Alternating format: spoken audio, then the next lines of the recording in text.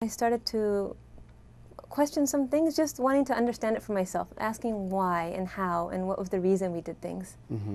So that led to me just going through a period where I said, I didn't say I was not, I said I was not anything. I was exploring. I was searching for what I understood to be truth. And it was in this time period that I went overseas. Now, how did you happen to go overseas? I mean, what was the context of your first trip going overseas? My first trip? Yeah. My first trip was in high school. Okay. I mean, in the trip where you said... Backpacking? Yeah. Okay, that was something I had dreamed of for a long time. That I wanted to take like a 2-month trip, 1 month, 2 month trip, and just go exploring. I wanted to see a lot of different countries, see the way people lived, and get to know people a little bit. So I decided, I was working by this time. I had finished college and I was working, and I decided I should do it now. So I took a break from my work and I just left. I arranged to take a leave of absence.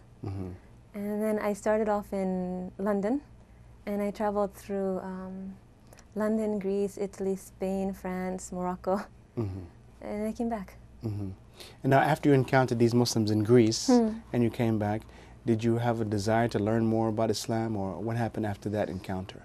I did. When I first came back, I was very curious, and I read online whatever I could find, and online you see a range of information, like both ends. And and when you read enough, you get a sense of where the middle is. So I read a lot. And then also I would go to the bookstores and try to find any information about Islam, like books. I would buy books or check out books in the library, try to find what I could find, written by Muslims, written by people who are not Muslim, just trying to hear what people said. Research. And I continued that for some time. And then, I don't know, everyday life caught up, and I let it go. But still, up to this point, you had, back here in America, you hadn't yet encountered any Muslims? Not that I knew of. Not that I knew of. Okay. So, and then I got caught up with family and work and things, and I just didn't think about it anymore. Now, how did it come back to the forefront of your thinking again?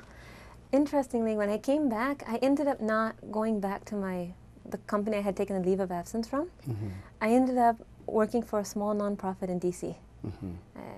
And at this nonprofit, they organized, it was a children's art foundation.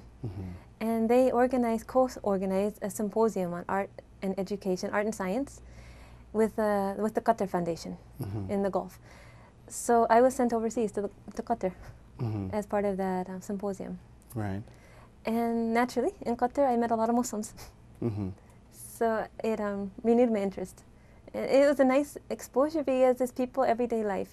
It's not like you're interacting with people that are Muslim, and you interact in their everyday situations, so you get a chance to observe and see how people are. And I got to ask more questions.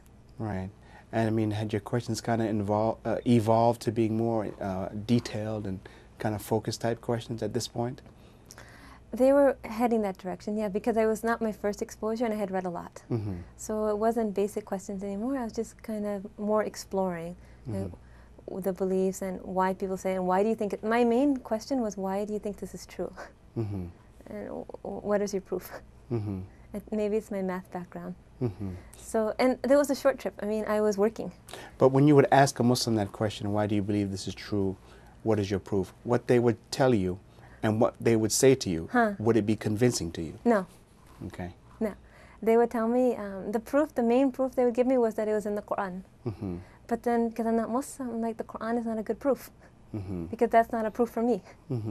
If I were Muslim, that'd be a great proof. But I wasn't convinced. Right. But it was a short trip, so I didn't ask a lot of questions. I went back. And then, I went back to DC.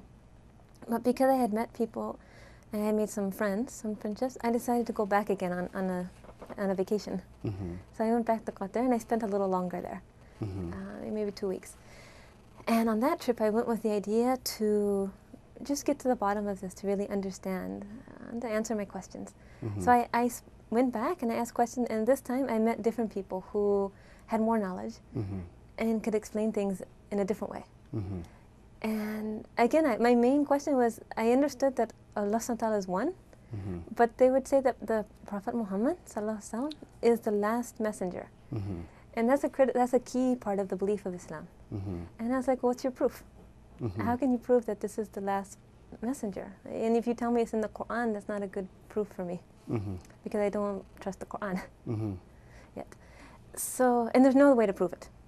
Like I discussed it with many people. There's not another way to prove it. So basically, the person I met, like we went through how the Quran is created. Because the only way to prove this is with the Quran. So we went through like how is the Quran created, how it was revealed, the fact that there are so many scientific facts in the Quran that you could not know at that time.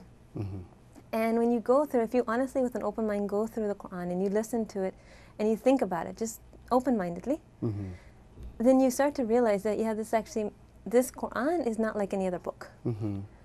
And initially I was skeptical. But if you really look at it, it's not like any other book.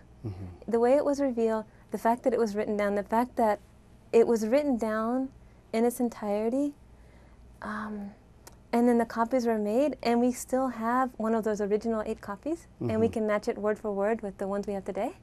This type of information, you don't get it from any other book that's 1,400 years old. Right. And so once we went through all those things and I really thought about it, I realized, okay, the Quran is true. And if the Quran is saying this, then okay, I believe. So when you were looking for your proofs and evidences, did your background in mathematics just kind of shape your thinking in the way that you would try to evaluate the information you were reading? It had to, because definitely. Because in math, you do a proof. You have to have facts. You build your proofs on facts. And so if you don't accept the facts, then the proof, you can't accept the proof. So the facts have to be solid. And then once the facts and the arguments based on those facts have to be solid. There can't be a contradiction. Right. And if all those pieces are solid, then the proof is acceptable, even if the proof is not what you were expecting. Even if it contradicts your original hypothesis, still you go for the proof because it's solid. So once we found facts that I agreed upon, and then the conclusion was such that this is true. So then I'm at the moment now, knowing that this is true, do I accept this? Or do I turn my back on something that's true, that I know in my heart's true? And I couldn't do that. Like in all my math training, I couldn't do that, so I couldn't do that in my life too. So I couldn't do it. So I went ahead. I took Shahada in Qatar. MashaAllah. What was the experience like? I mean, was it something scary for you? I mean, how did you feel after taking Shahada? Because I just want to point out that, you know, it's a misconception in Islam that a lot of women accept Islam for a man to get married to him, to be on his religion. But for you, you did your own investigation and evaluation, and you weren't married or planning to get married, but you accepted Islam for yourself. Right. Yeah, that's true. Actually, I was staying in a hotel in Qatar because I was just there on a vacation. So a lot of the research and reflection was just in my hotel room, sitting by myself, looking out the window, looking out the balcony. And I accepted it in my heart there. And I was nervous a little bit because it was a big step. Like I understood it was a big step and I didn't know where it was going to take my life next. But after in my heart after I accepted Islam in my heart at that moment in the hotel room, I was so happy. And I don't know how to tell you that. It wasn't expected. It wasn't something I ever imagined or had read about that I would feel really happy. But from the inside, I was just glowing. I was so happy. So when I went to there was an Islamic center there. So after that, I just called up the friends. I think I was leaving Qatar like the next day. Like it was the very last day of my vacation. The next day I was flying out. And so I called up and I went there and I took Shahada with some sisters I had known. And that was really nice to be with all the sisters I knew, but I was already glowing from, like in my heart from before. MashaAllah. It was really great. Okay. So after I had taken Shahada in my heart in the hotel room, I called up the center and I went there. And there were some sisters I had met, so I took Shahada there.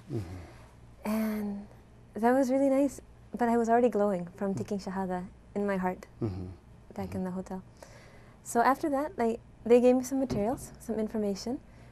Books, you know, quickly showed me how to make wudu, how to pray. I had been praying a little bit with them, like just observing for a few days, like while I was there.